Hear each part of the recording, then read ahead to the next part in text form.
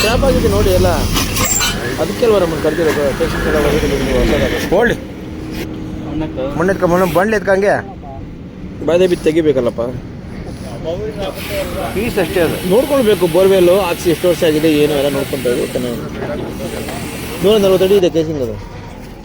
140 ಅಡಿ ಸ್ಕ್ರಾಪೇ ನೋಡಿ, ಅಲ್ಲೇ ಇದೆಯಲ್ಲ.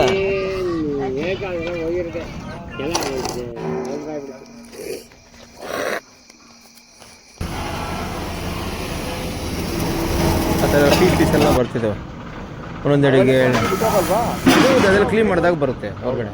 ಅದು ಕ್ಲೀನಾಗಿ ಫ್ರೆಶ್ ಮಾಡ್ತೀವಲ್ವಾ, ಕೇಸಿಂಗ್ ತೆಗೆದುಬಿಟ್ಟು ನಾವು ಮತ್ತೆ ಫ್ರೆಶ್ ಔಟ್ ಮಾಡ್ತೀರಲ್ವಾ, ಆಗ ಅದರಲ್ಲಿರೋಂಥ ಸಣ್ಣ ಪುಟ್ಟ ಕಲ್ಲು ಪೀಸು ಮಣ್ಣು ಮರಳು ನೀರು ಜೊತೆ ಎಲ್ಲ ಹೊರಗಡೆ ಬರ್ತಾ ಇದೆ.